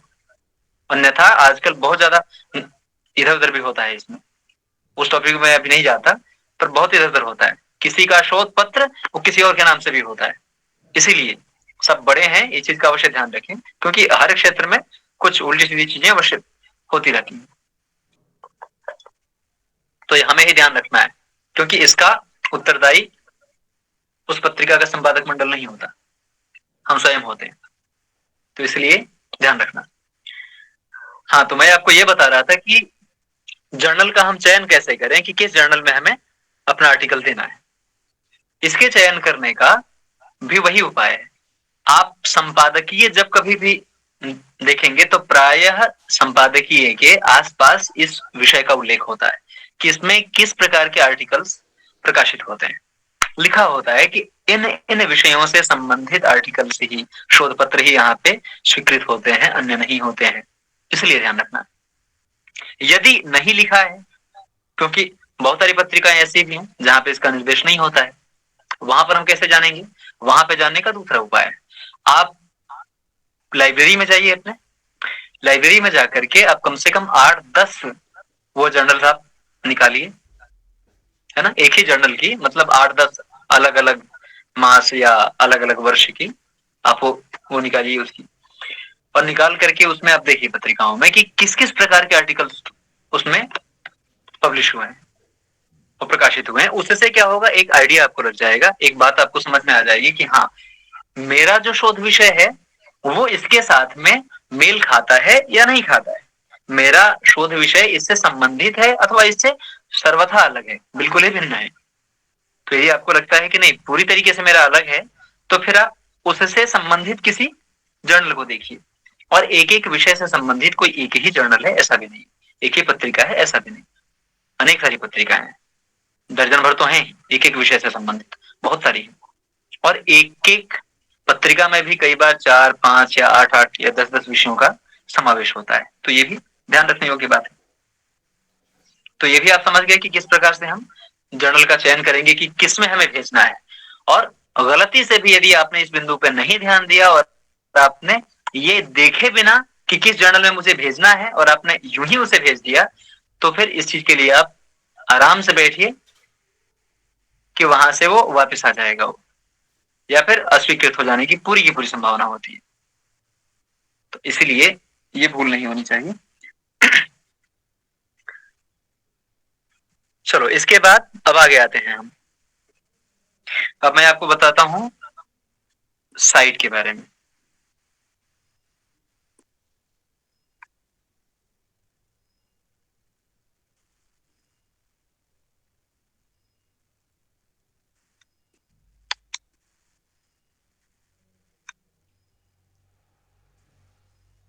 देखो ये जो साइट है आप सभी देख पा रहे हैं ना?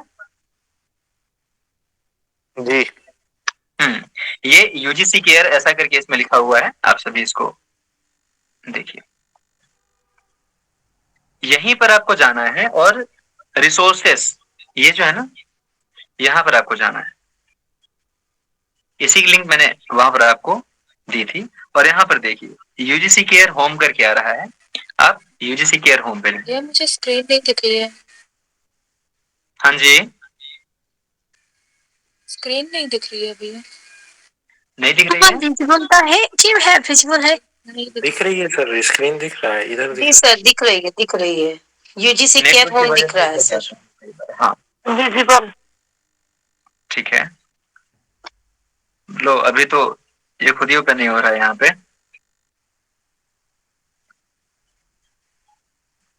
सर आपने जो पेज बताया वो खुल गया है, यूजीसी केयर होम खुल गया है सर। हाँ तो यही है, कोई बात नहीं, अभी यहाँ पे नहीं ओपन हो रहा है, पर आपको ये ध्यान रखना है कि आप यूजीसी केयर होम जो है ना, इस पे जब जाएंगे तो यहीं से आपको अलग अलग जर्नल्स की लिस्ट आपको मिलेगी। दो उसमें लिस्ट मिलेगी, देखो मैं बताता हूँ, उसमें दो लिस्ट आपको मिलेगी। जो प्रथम लिस्ट है, उस प्रथम लिस्ट को जब आप ओपन करेंगे, अभी मेरे इसमें ओपन नहीं हो रहा है, शायद नेटवर्क मेरे यहाँ सही नहीं है तो पर ये साइट आप लोगों ने देख लिया ना, ये ध्यान रखना है आपको, ठीक है? ये देख लीजिए, मैं इसको जूम करके भी दिखा देता हूं। आप गूगल पे सीधा केवल इसे भी टाइप करेंगे, ये तो भी आ जाएगा, है ना?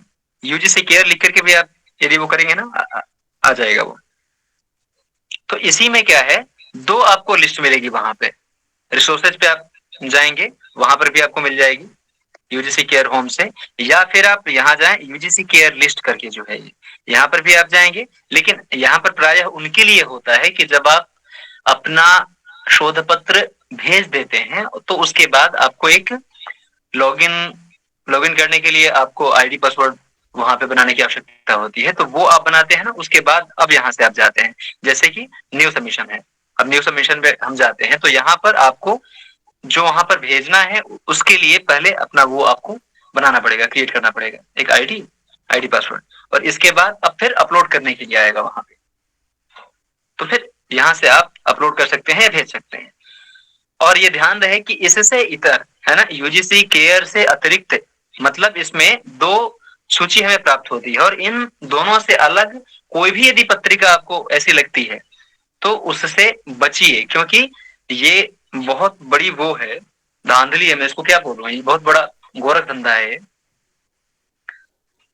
कि कितनी बार अलग अलग पब्लिशर्स से, अलग अलग उससे लोग आपको कॉल करेंगे, फोन करेंगे और करके पूछेंगे कि क्या आप अपना आर्टिकल, शोध पत्र, रिसर्च पेपर आप पब्लिश कराना चाहते हैं यूजीसी से अप्रूव्ड, उसमें आप कहेंगे हाँ, वो आपको बिल्कुल सेम वही आपको दिखाएंगे भी। आपको देख करके लगेगा कि अरे ऐसा भी हो सकता है क्या, बिल्कुल वही आपको दिखेगा, लेकिन वो होगा नहीं, होता है वो फ्रॉड वस्तुतः। तो इसलिए आपको बचना है इससे कि नहीं वो नहीं, उससे आपको बचना है। इसलिए यूजीसी के इस पे जाएं, वहां पे आपको जो भी उपलब्ध होता है पूरी जानकारी केवल इसी की वेबसाइट से लें, और कहीं भी आपको भटकने की आवश्यकता नहीं है। इसके बाद अब आते हैं, ये तो हो गया यूजीसी केयर के बारे में, यूजीसी से संबंधित जितनी भी पत्रिकाएं होती हैं। इसके बाद यूजीसी केयर में लगभग आपको ये भी मैं बताता चलूं कि पत्रिकाओं की जो संख्या है, दो लिस्ट हैं, और दो लिस्ट में लगभग कितनी पत्रिकाएं हैं, 200 से 225 के आसपास हैं इसमें जर्नल्स। कितने? 200 से लेकर के 225 के आसपास है। मेरे ख्याल से पहले लिस्ट में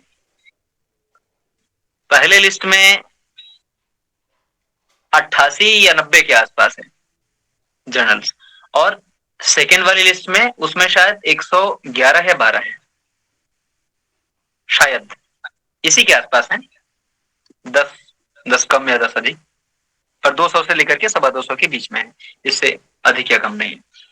और इसमें से अलग अलग भाषाओं के लिए है, उसमें आपको क्या करना है, सबसे पहले संस्कृत की पत्रिकाओं को चुनना है। पूरी लिस्ट में से आप संस्कृत की पत्रिकाओं को छांट लेंगे, या जो भी आपका विषय है आप उससे संबंधित पत्रिकाओं को पहले आप छांट लेंगे और उसकी आप सूची बना लेंगे। अब उसको खोल करके देखेंगे कि आपका विषय साहित्य है, तो संस्कृत वाले में भी साहित्य के आर्टिकल किसमें प्रकाशित होते हैं, व्याकरण है तो व्याकरण के किसमें होते हैं, दर्शन है तो दर्शन के किसमें होते हैं, वेद है तो वेद के किसमें होते हैं प्रकाशित।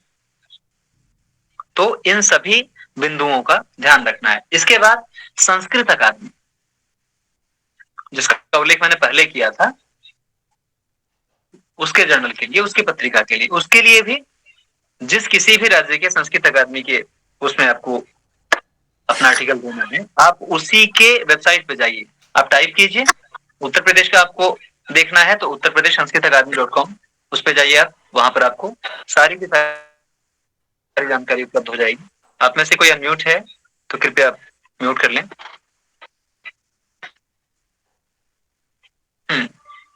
ऐसे ही हरियाणा संस्कृत अकादमी है, दिल्ली संस्कृत अकादमी, उनके उस पे जाना है, उन्हीं की वेबसाइट पे जाइए और वहां पर और कुछ आपको यदि नहीं समझ में आता है तो सिर्फ एक कार्य करना है, जहन में अपने बिठा लो, बिल्कुल सिर्फ एक कार्य करना है, कहीं भी भटकने की आवश्यकता नहीं है। संपादक मंडल का वहां नंबर होता है, मेल आईडी भी होती है, सब कुछ दिया हुआ होता है वहां, एड्रेस से लेकर हर एक चीज होती है। तो यदि आप उसी शहर के हैं तो आप वैसे ही जाकर के मिल लीजिए, वहां के नहीं है फोन नंबर या मेल के माध्यम से आप उनसे संपर्क स्थापित कीजिए। तो ये है जो मैंने कहा उज्जैन महासभा इत्यादि के बारे में, या काशी विद्युत मंडल के बारे में। तो यहाँ का भी, यहाँ के लिए कोई साइट नहीं है वैसे, पर यहाँ के लोगों के बारे में आपको जानकारी मिल जाएगी अपने संस्कृत विभाग के किसी न किसी प्राध्यापक के माध्यम से, क्योंकि प्रायः प्राध्यापकों को यानी कि प्रोफेसर्स को इस बारे में अच्छी जानकारी होती है, तो उनसे आपको जानकारी मिल सकती है। इसके लिए कोई ऑनलाइन तो नहीं है सोर्स कि कोई साइट हो जहां जाकर के मैं आपको बोलूं कि आप वहां जाकर देख सकते हैं, तो ऐसा तो नहीं। तो इस चीज के लिए क्षम्यता, उन लोगों से जाकर के आपको पूछना होगा। और यदि आप मेरे संपर्क में हैं तो आप मुझसे भी पूछ सकते हैं, जहां कहीं भी जो भी आपके आसपास हैं आप उनसे पूछ सकते हैं। और आर्टिकल को लिखने के बाद एक बार अवश्य, रिसर्च पेपर को लिखने के बाद आप अपने लोगों को, मतलब अपने से संबंधित जो भी आपके विद्वान हैं जिनके सानिध्य में आप हैं, तो उन्हें आप अवश्य एक बार दिखा लें। क्योंकि आचार्य मम्मट क्या कहते हैं ना कि काव्यज्ञ शिक्षाया अभ्यास, ध्यान है ना सभी को कि हर चीज होनी चाहिए, निपुणता भी हो, है ना, आप में प्रतिभा भी है, शक्ति भी है, काव्य करने की हर चीज है, लेखन में आप हर एक प्रकार से निपुण हैं, विषय का आपको पूरा का पूरा ज्ञान है, आप में शक्ति यानी कि प्रतिभा भी है, लेकिन बावजूद इसके आपके लिए एक चीज जो है वो हमेशा मायने रखती है, वो क्या है, काव्यज्ञ शिक्षाया अभ्यास, किसी उस विषय के मर्मज्ञ व्यक्ति के सानिध्य में रह करके उस लेखन का अभ्यास करना, उस प्रतिभा और निपुणता के होने के बावजूद ये बिंदु बहुत आवश्यक है, अन्यथा आचार्य मम्मट रखते नहीं उसको। तो इसीलिए एक बार जाकर के दिखाना चाहिए विद्वानों को, क्योंकि वो अपनी दृष्टि से देखते हैं एक बार भी, तो उसमें जहां कहीं भी संशोधन के योग्य कुछ होता है उसे भी बता देते हैं, अथवा जो बहुत अच्छा होता है तो उसके लिए भी निर्देश कर देते हैं कि इसको थोड़ा और बेहतर कैसे बनाया जा सकता है। इस कक्षा की रिकॉर्डिंग नहीं है, मैंने आप सभी से पहले ही कहा था, रिकॉर्डिंग इसकी नहीं है। आप में से किसी ने यदि की हो तो बहुत अच्छी बात है। और बाकी एक बात मैं कहूं कि यदि आप अपने लिए, अपने करियर के लिए 1.5 घंटा भी नहीं दे सकते हैं अपने महत्वपूर्ण बिंदु के लिए, हम यहाँ पे कोई कथा कहानी तो हम लोग नहीं न सुन रहे हैं न कह रहे हैं, तो आप इतना भी नहीं दे सकते तो फिर आप समझिए कि अपने करियर के प्रति आप गंभीर नहीं है, ठीक है। आचार्य भी मैंने कर ली है, मैं भेज दूंगा। हाँ ठीक है, एक बार मैंने प्रयास किया तो होता नहीं है, पता नहीं क्यों आवाज ही नहीं आई थी।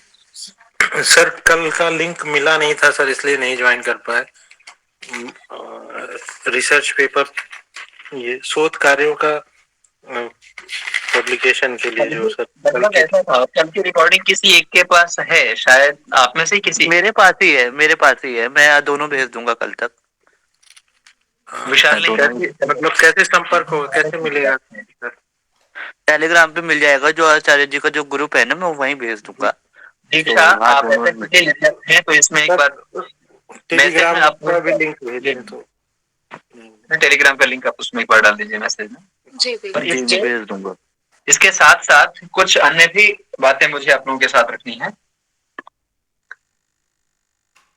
कि शोध पत्र जो है ना, शोध पत्र के लिए आप प्रयास कीजिए कि पहले यदि यूजीसी में साधारणतया उससे अप्रूव्ड किसी भी पत्रिका में आपका आर्टिकल स्वीकृत नहीं होता है, यदि पहली बार में स्वीकृत हो जाता है, जैसा कि प्रायः होता है अच्छे ढंग से नहीं लिखने पर, तो आप पहले क्या करें कि किसी साधारण पत्रिका में 1, 2, 3, 4 आप उसमें आर्टिकल अपना दें, और देने के बाद अब जाकर के आप उधर दें, और साथ साथ उसके ये भी संलग्न करें आप कि आपके आर्टिकल्स पहले से किसी भी प्रतिष्ठित 1, 2, 3, 4 अलग अलग पत्रिकाओं में आपके आर्टिकल्स पहले से छप चुके हैं, वो प्रकाशित हो चुके हैं। ये चीज बहुत ज्यादा मायने रखती है, क्योंकि आवश्यक नहीं कि आप लिख करके भेजें और वो प्रकाशित ही कर दें। 200 सवा 200 वहां पे कुल मिलाकर के पत्रिकाएं हैं, जरा सोचो, और पूरा देश है भारत, लाखों करोड़ों यहाँ पे विद्यार्थी हैं, और सबके लिए जितने भी उसमें से पीएचडी करने वाले हैं उन सबके लिए तो अनिवार्य ही है, तो भीड़ होती है बहुत वहां पे। इसीलिए मैं कह रहा हूं कि आपके लिए जो महत्वपूर्ण होता है ना, वो क्या होता है, महत्वपूर्ण ये होता है कि यदि वहां पे अस्वीकृत हो जा रहा है तो आपको प्रतीक्षा करने की या हाथ पे हाथ धर के बैठने की आवश्यकता नहीं है।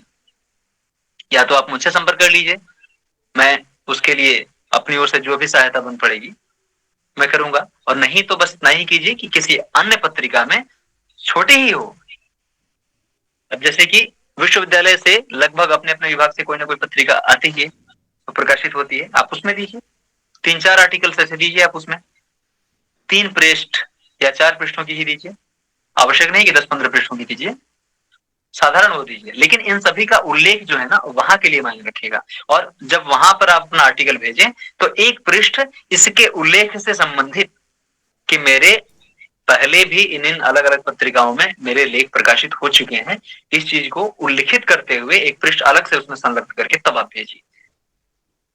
ये चीज बहुत मायने रखती है, ये एक विधिवत ये वो है, एक प्रक्रिया है या एक प्रणाली है अपने उसको स्वीकृत करवाने की, जो कि संपादक मंडल पे ज्यादा प्रभाव डालती है।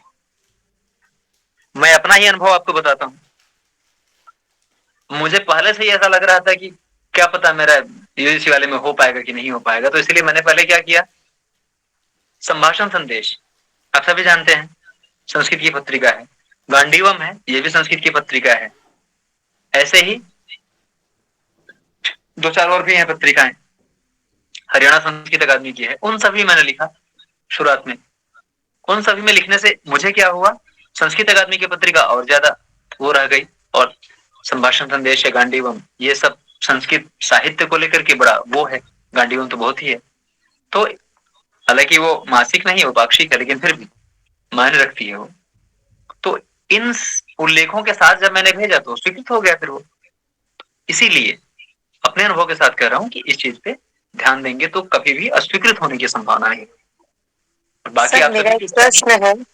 हाँ जी सर मेरा एक प्रश्न है, मैं जानना चाहती हूँ, मैं भी संस्कृत में ही हूँ, तो मेरा ये प्रश्न है सर कि ये दोनों आपने जो पत्रिकाओं के बारे में कहा, जर्नल्स के बारे में, उसमें कैसे शोध पत्र दे सकते हैं, इसकी थोड़ी जानकारी दे दें। आपने अभी तक यूजीसी के लिस्टेड की बात की, अभी ने आपने गांडीवम की बात की और संस्कृत संभाषण की बात की, है ना? हाँ जी, तो उसके विषय में थोड़ा प्लीज बता दें।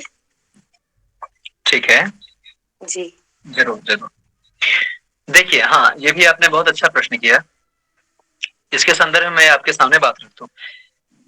आप गूगल पे एक बार बैठिए, क्योंकि अभी तो अब आप आप लोगों ने यदि पहले मुझे बताया होता तो इसके लिए भी मैं एक सूची बना करके आप लोगों के लिए ले आता, लेकिन मुझे नहीं ध्यान था इस बिंदु पे, इसलिए आप सभी से मैं माफी चाहता हूँ इस चीज के लिए। इसमें क्या है, गूगल पे जाकर के आपको सर्च करना है कि संस्कृत की कितनी पत्रिकाएं हैं जो वर्तमान समय में प्रकाशित हो रही है, क्योंकि गूगल उन पत्रिकाओं को भी दिखा देता है, उस पर शो करता है जो आज से 10 साल या 15 या 20 वर्ष पहले ही बंद हो चुकी हैं प्रकाशित होने। तो इसलिए ध्यान रखना है कि जो वर्तमान समय में प्रकाशित हो रही हैं उनकी एक आप सूची बना लीजिए। और लगभग इस प्रकार की पत्रिकाओं में संस्कृत की मेरे ख्याल से 60 से 70 तो है, 60-70 तो ऐसी मुख्य पत्रिकाएं हैं जो अलग अलग विश्वविद्यालयों से हैं प्रकाशित, या अलग अलग संस्थानों से, गुरुकुलों से भी हैं या पारंपरिक, हाँ ठीक है, हाँ या पारंपरिक रूप में है वो।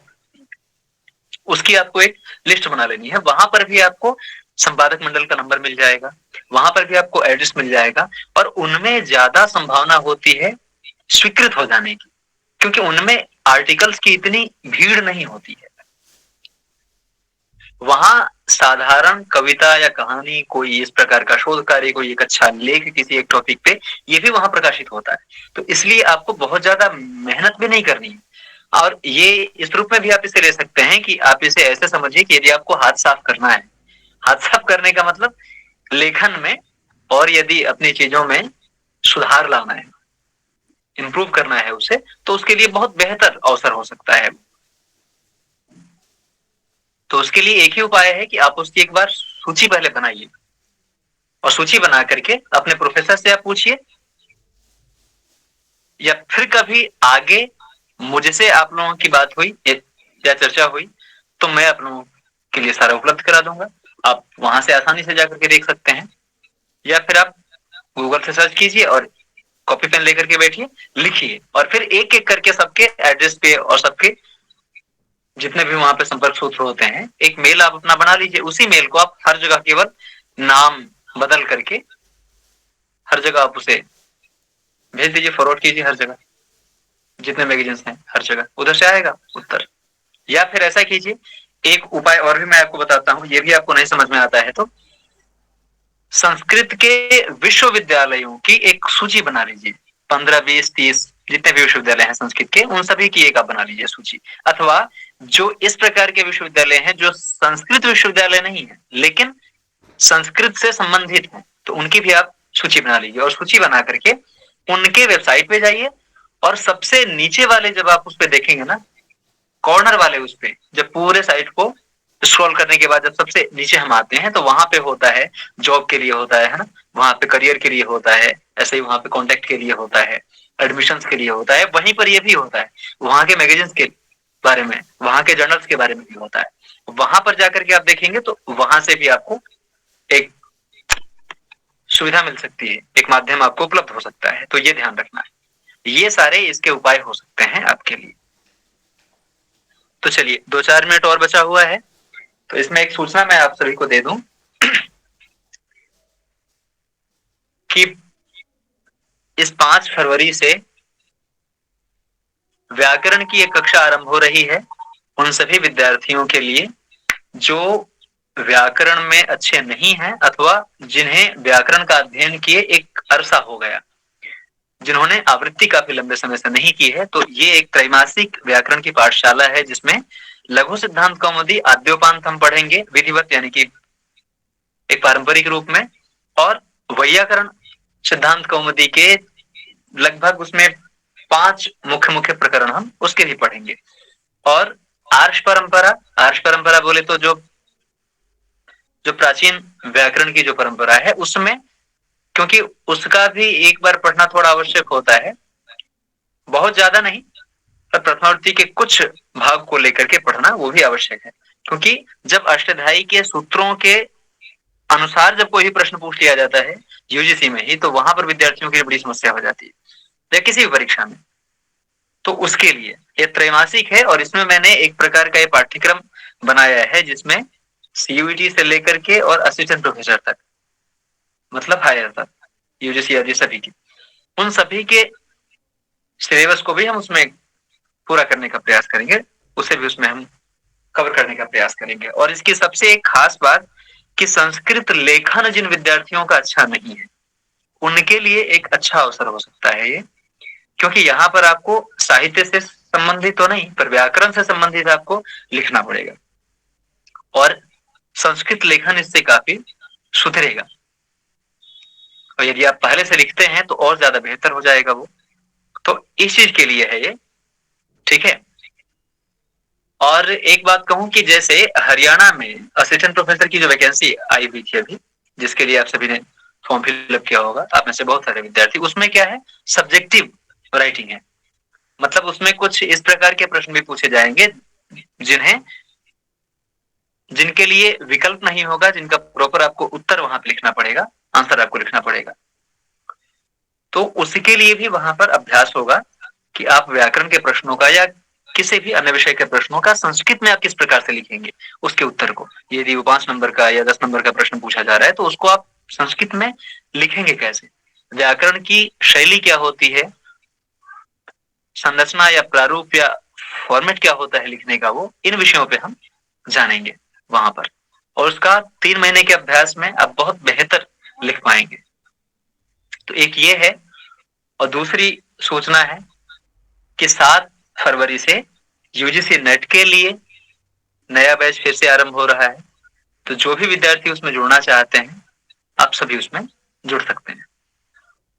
और रही बात शुल्क की, तो ये भी मैं आप लोगों को बता दूं, जो त्रैमासिक व्याकरण जो है इसके लिए केवल रजिस्ट्रेशन फी ही है जो कि 500 रुपए है, उतनी ही है। उसके अतिरिक्त और कोई भी शुल्क नहीं है और ये मामूली सी शुल्क है। 3 महीने के लिए आप किसी विद्यार्थी को भी पढ़ाते हैं तो आप प्रतिदिन उसे भी 1-1.5 घंटे पढ़ाते हैं तो उसका भी आप 1500-2000 लेते हैं मंथली, जहां भी आप पढ़ाते हैं। पर ये कोई शुल्क उस रूप में नहीं रखा गया है। यूजीसी के लिए, हाँ उसके लिए है, उसके लिए 2500 है शुल्क। और उसमें हमारे यहाँ एक चीज मैं बता दूं कि हमारे यहाँ नोट्स से नहीं अध्यापन होता है। मतलब मैं नोट्स के आधार पे नहीं पढ़ाता हूँ।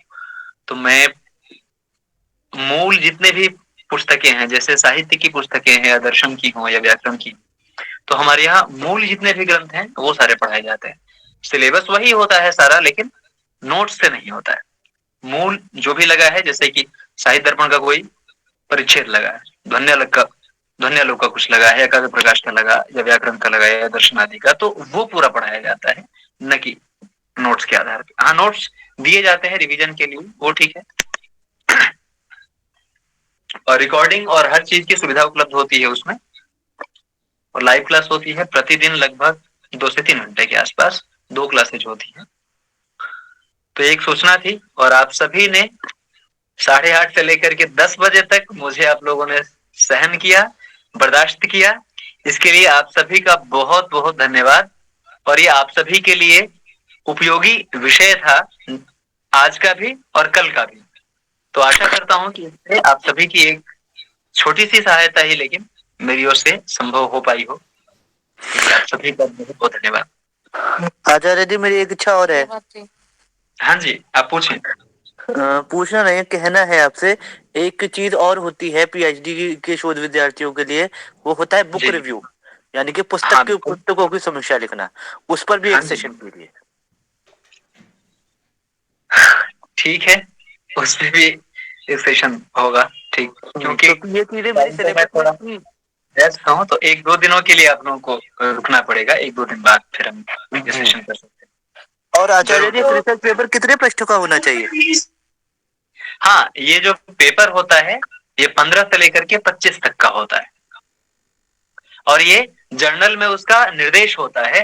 हर एक यूजीसी से संबंधित जितने भी जर्नल्स हैं उनमें निर्देश होता है कि 12 पृष्ठों में या 15 पृष्ठों में या 18 या 20 पृष्ठों में, अथवा कई बार शब्दों का होता है निर्देश। वहां पे है ना, पृष्ठ आपको लिखा हुआ नहीं मिलेगा, आपको वहां पर शब्द लिखे हुए मिलेंगे कि 10,000 शब्दों में या 15,000 शब्दों में, 8,000 या 20,000, इस प्रकार से शब्दों का निर्देश होता है। तो उसके आधार पर भी हम पेज का एक वो कर लेते हैं, क्योंकि टाइप करने के बाद तो एक ही पेज में शब्दों की संख्या बहुत हो जाती है।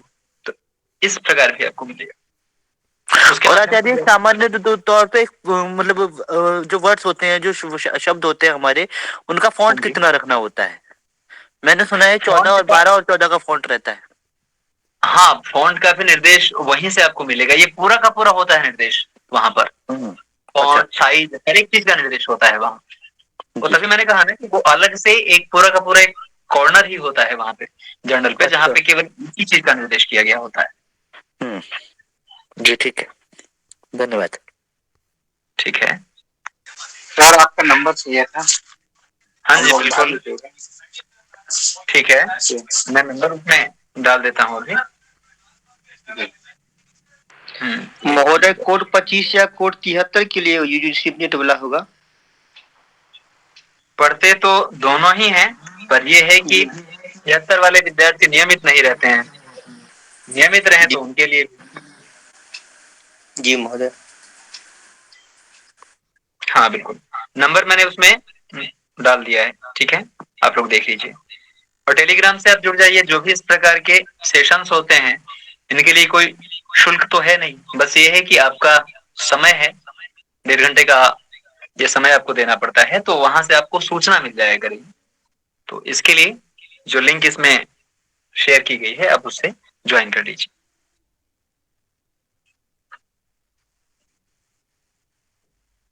वंदना श्रीवास्तव, आपने कहा है आप एक क्लास और लेकर आइए प्लीज सर। किस विषय का, किस विषय पे?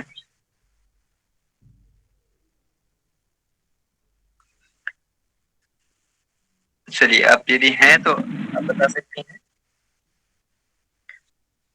अंजलि, अंजलि आपने कहा कि महोदय मेरा प्रश्न है कि सेमिनार को अटेंड करें किंतु उसमें कुछ लेख ना लिखें, तो उसका भी लाभ है क्या? नहीं, उसका एकेडमिक तो कोई भी लाभ नहीं है। हाँ, शिक्षण की दृष्टि से लाभ है, लेकिन एकेडमिक ऐसा कोई लाभ नहीं है।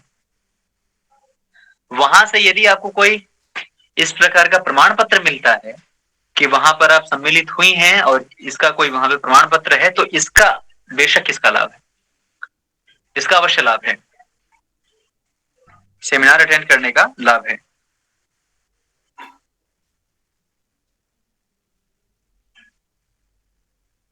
पर आपने पूछा है कि संस्कृत के ही सेमिनार में जाएं या अन्य में भी जा सकते हैं, उसका भी कोई लाभ मिलेगा। यदि आपको सर्टिफिकेट मिलता है कहीं से भी, तो आप अवश्य जाइए। सर्टिफिकेट मिलता है तो आप अवश्य जाइए।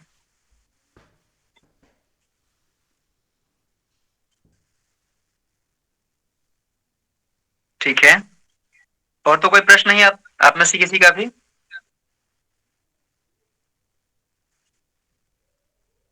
चलिए ठीक है, आप सभी को धन्यवाद।